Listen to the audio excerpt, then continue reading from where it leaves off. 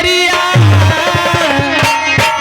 हमारी ओरिया ए दुल्हा, हमारी ओरिया करवटी फेरा ये बलमुआ तू हमारी ओरिया।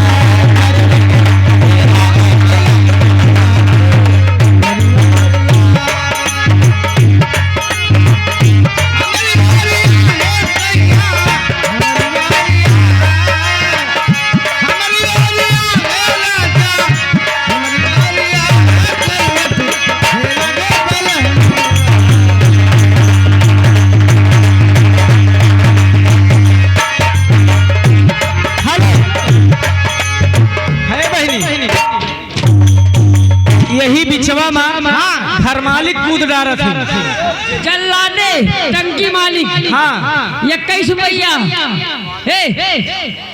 और काव कहे हैं हसैया काला साड़ी ले। इसी बीच में हमारे जेबी यादव भैया की तरफ से 10 रुपये का पुरस्कार। लेकिन उनकी भी फरमाइश है क्या? आइए काली साड़ी में आइए दीदी।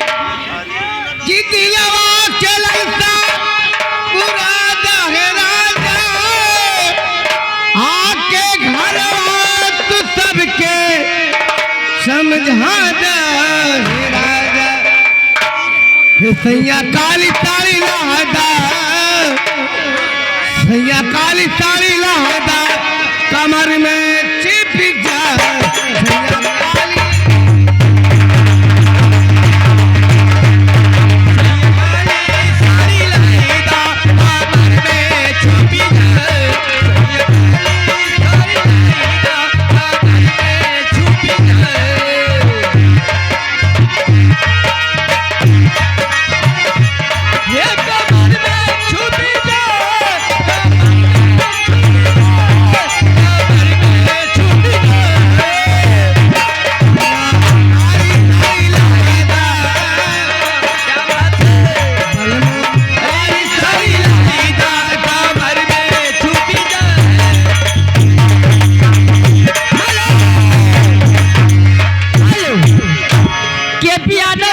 कहा था ये हमारे कुल मौसी हैं, ये 10 रुपये का पुरस्कार। लेकिन मैडम जी आप हेलो अरे बहन हे राम बहादुर बहुत देर से दिए पुरस्कार। उन्होंने एक आध बोलता कुछ बोलता हेलो समन में बैठा है बोलता बहनी बोलता वो चढ़ली जवानी मोरा उठला नयनी और चढ़ली जवानी मोरा उठला नयनी।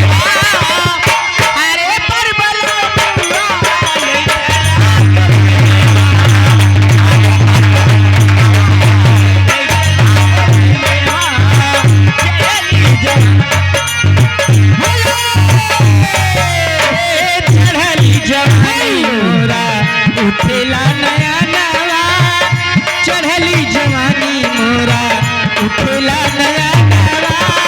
अरे मोर बलबुआ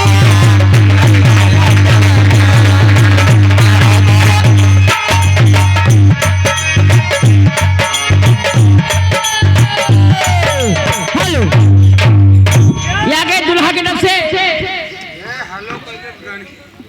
11 रुपये का पुरस्कार है। पहले तो हमारे स्टेज पर कोई नहीं चढ़ेगा, ठीक है। जैसे स्टेज पे जैसे बूढ़ पुरानी स्टेज पे न चढ़िए, जैसे चढ़े को लवंडा चढ़े जैसे देखा ने पहले कभी आए थे चलो ये फोटो वाले हो, फोटो खींचे हुए जाने फोटो वाले कैमरा वाले जैसे स्टेज पे हम बूढ़ पुरानी ना पसंद है चढ़े खुद लवंडा चढ़े। लेकिन हम चाहती है घर मालिक भैया थोड़ा लड़किया वो वरिया कह दे, पैसा दिखावत है हमरे और कलाकार देखना है पावत है वो वरिया लड़किया कह दे।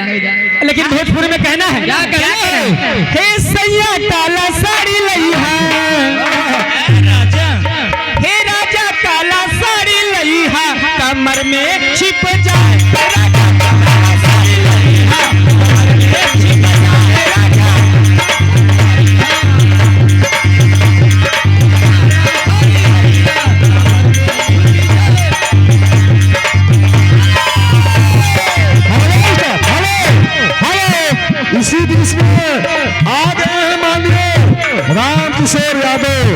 राम किशोर यादव नृत्य करने वाले अपने सरोनी के ऊपर खुश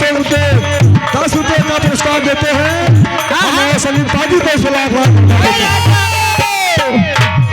ये किस वे का आविष्कार फिर कैमरा वाले गाड़ी दो पहले नंबर पर गाड़ी फरमाइश है भैया वहाँ से है मैडम जी के तरफ भौजी तरफ से केकरे भौजी तरफ हटाओ उठाओ हटाओ खड़े भौजी केकरे तरफ से फरमाइश हो हाथ उठा दो कैमरा वाले करिया बैठा है ए स्टॉप हो जा एक दाएं जाके नाव पूछ के आवा कैमरा वाले के नाव का ये छोटे दाने वाला बिछुआ आज पे बना छोटे दाने वाला छोटे दाने वाला बिछुआ आज पे बना छोटे दाने वाला छोटे दाने वाला बिछुआ आज पे बना छोटे दाने वाला ए दीदी यही बीच में छोटे दाने वाला बिछुआ आज पे बना वो बिछुआ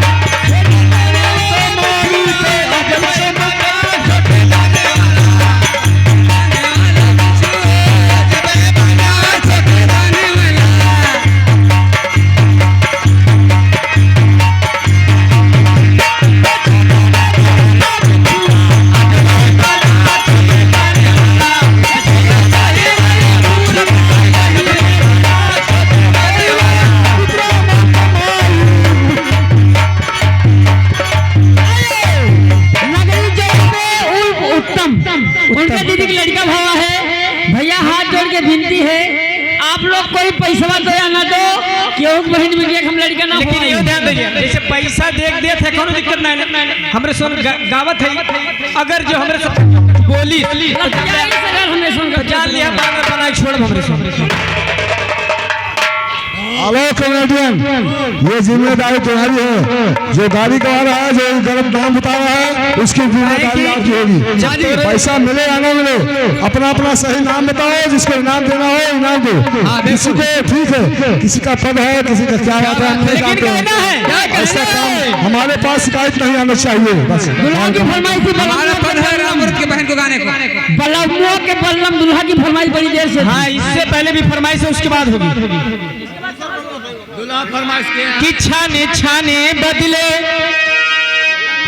कि छाने छाने बदले तोहरे मिजाज राजऊ, धोखेबाज राजऊ,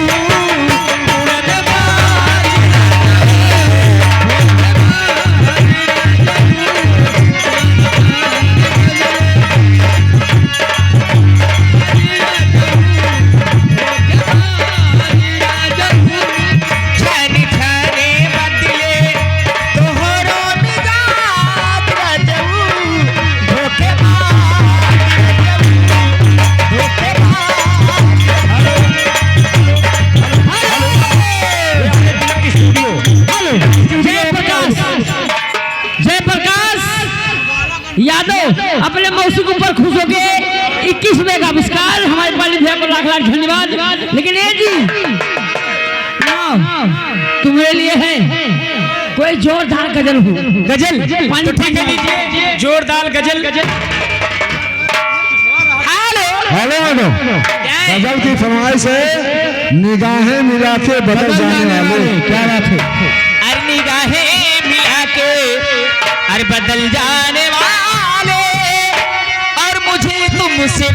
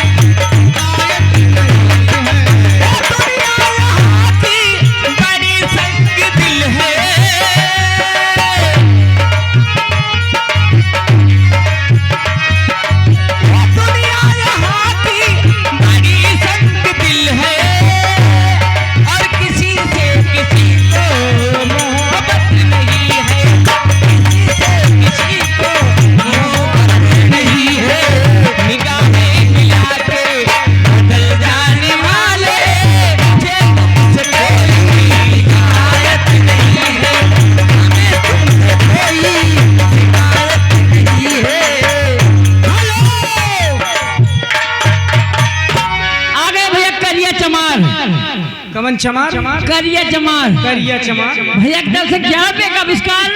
अच्छा लेकिन ये गाना है एक सामाजिक गीत की, सामाजिक गीत सामाजिक गीत बाबा साहब जी। लेकिन कहना है हेलो कॉमेडियन बाबू बोलो कि पत्थर पिसा के कभी मैदा नहीं हुआ। क्या बात है कि पत्थर पिसा के कभी मैदा नहीं हुआ और बाबा साहब के संविधान को कोई काट दे माई का लाला से कोई फायदा नहीं है। कहना है कि किसी के पेट से बाप, कि किसी के पेट से बाप पैदा हुआ और किसी के पेट से सांप पैदा हुआ और भीमा माई वो माई थी जिसके पेटों से बापों का बाप पैदा हुआ। लीजिए सामाजिक गीत। लेकिन कहना है बाबा साहब डॉक्टर अम्बेडकर नहीं ए दीदी जाने दो हे